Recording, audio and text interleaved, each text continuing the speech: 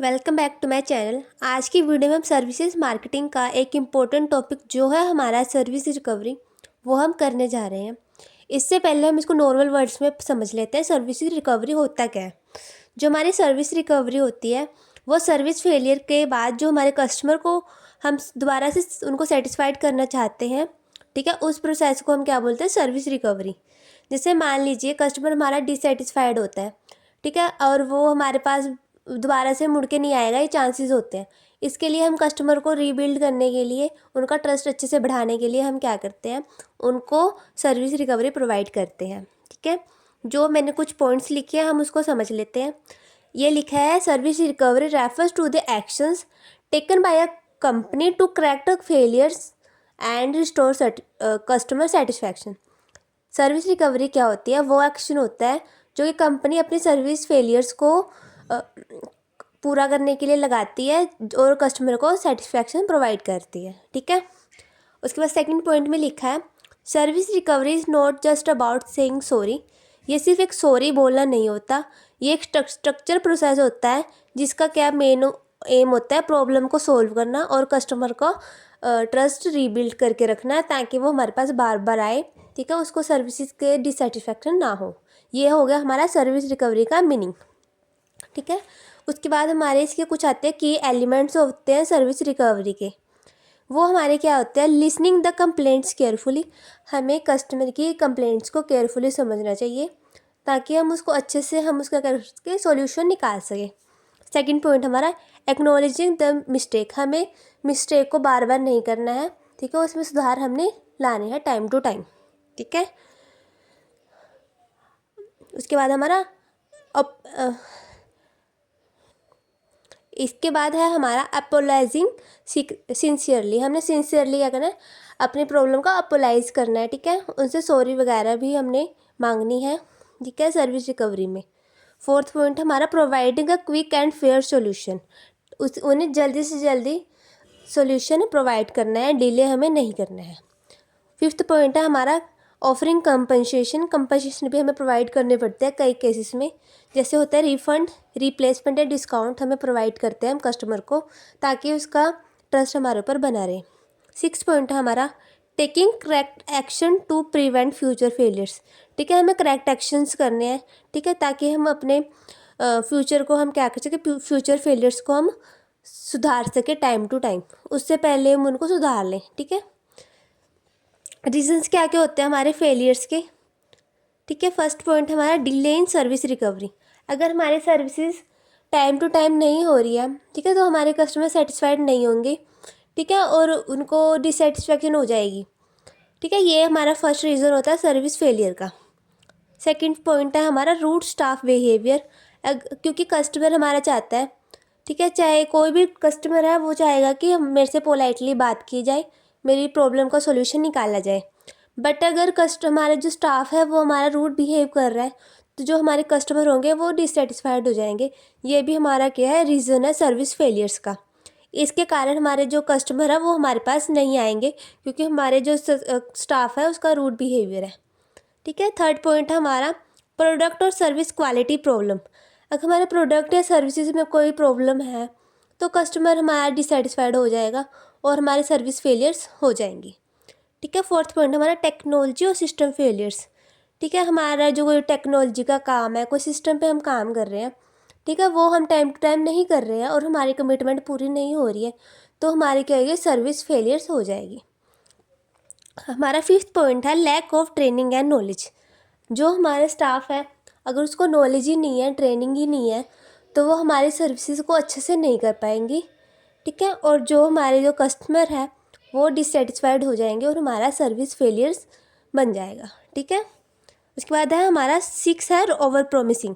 हमें उतनी ही कमिटमेंट, उतने ही प्रॉमिस करने हैं जितना कि हम उन्हें प्रोवाइड कर पाए। ओवर प्रोमिसिंग करने से क्या होता है, कस्टमर की होप ज़्यादा बढ़ जाती है और क्या होता है, वो उसके एक्सपेक्टेशंस के अकॉर्डिंग काम नहीं हो पाता, तो क्या होता है, हमारा कस्टमर डिससेटिस्फाइड हो जाता है और हमारे सर्विस फेलियर्स आ जाते हैं। ये हमारे कुछ है रीजंस ऑफ सर्विस फेलियर्स। ठीक है, इसके बाद इसी के साथ का एक सेम टॉपिक है जो हमारा टाइप ऑफ कंप्लेनर्स। ठीक है, वो हम पढ़ रहे हैं। इसमें हमारे टाइप्स बता रहे हैं जो हमारे कंप्लेंट करते हैं, कस्टमर होते हैं जो कंप्लेंट्स करते हैं। ठीक है, इसे 4 टाइप्स में डिवाइड करा है। ठीक है, एक्टिविस्ट कंप्लेंट जो एक्टिव होता है, इराटिक कंप्लेनर्स। ठीक है, उसके बाद हमारा थर्ड है passive complainers and वॉइसर complainers.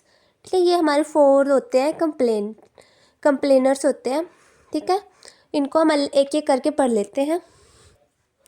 First हमारा एक्टिविस्ट कंप्लेनर्स, जो कि हमारा होता है एक जो होता है एक्टिव होता है। इसमें पता क्या होता है, इसमें जो अगर हमारी सर्विस फेल हो जाती है तो जो हमारा कंप्लेनर है वो क्या करता है, जस्टिस या मतलब कि वो क्या कर सकता है, आवाज़ उठाता है और वो क्या करता है, हमारी वकील या न्यायालय के पास क्या कर सकता है, हमारा मुकदमा भी चला सकता है, क्योंकि वो सेटिस्फाइड नहीं हुआ है। वो क्या चाहता है, प्रॉपर चेंज चाहता है और वो क्या कर सकता है, हमारे ऊपर सख्त कदम उठा सकता है।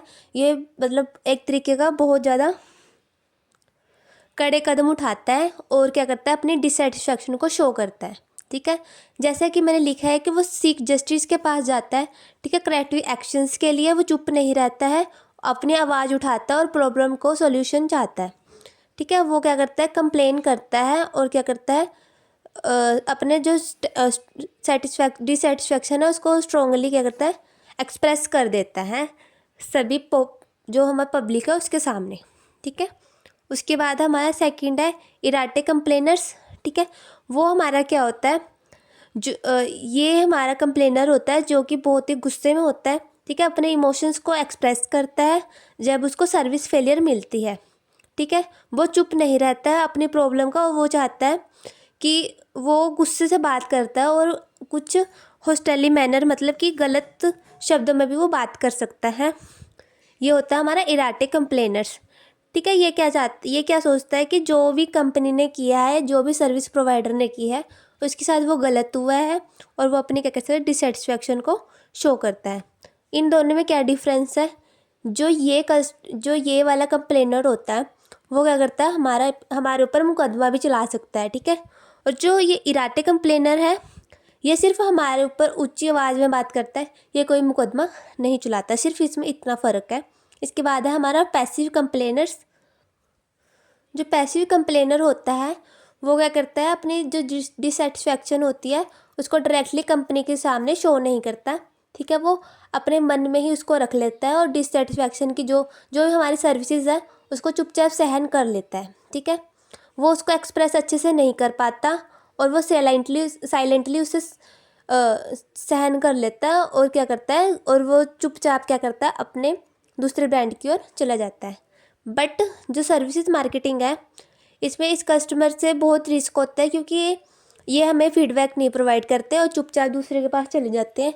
इससे हम अपने जो सर्विस है उसमें चेंजेस नहीं कर पाते, क्योंकि हमें समझ नहीं आता कि कस्टमर हमारा सेटिस्फाइड है डिससेटिस्फाइड है। ये होता है हमारा पैसिव कंप्लेनर। ठीक है, जो कि चुपचाप अपनी प्रॉब्लम को सहन कर लेता है और चुपचाप दूसरे के पास ट्रांसफॉर्म हो जाता है। ठीक है, फोर्थ है हमारा वॉइसर कंप्लेनर्स। ये वॉइसर कंप्लेनर्स वो होता है जो कि क्या चाहता है, अपनी प्रॉब्लम का बताता है, डिससेटिस्फैक्शन को बता देता है और वो क्या करता है, उसका सॉल्यूशन चाहता है। ठीक है, थोड़ी बहुत कंप्लेंट्स कर देता है, गुस्से में बात नहीं करता।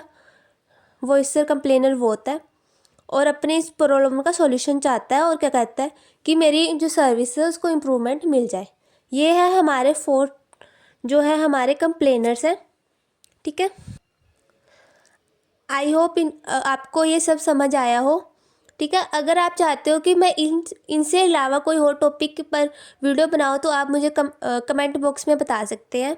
ठीक है, और अगर आपको ये वीडियो पसंद आती है तो लाइक करें, सब्सक्राइब करें और अपने फ्रेंड्स के साथ शेयर भी करें। ठीक है, थैंक यू, बाय बाय।